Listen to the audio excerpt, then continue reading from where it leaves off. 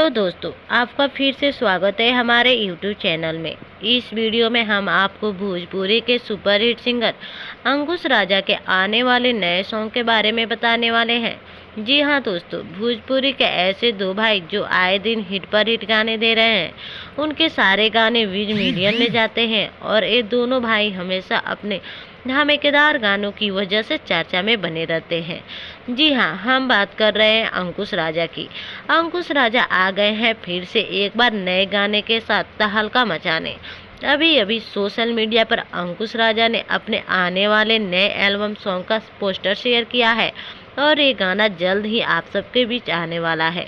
तो आइए आपको बताते हैं कि कब और किस चैनल पर रिलीज होने वाला है अंकुश राजा का ये गाना।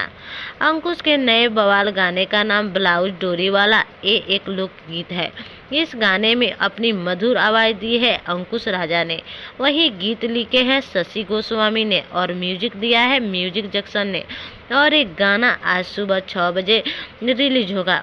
Angle music official YouTube channel पर रिलीज होने वाला है और आप सभी ये गाना जरूर देखें और अपना प्यार दें।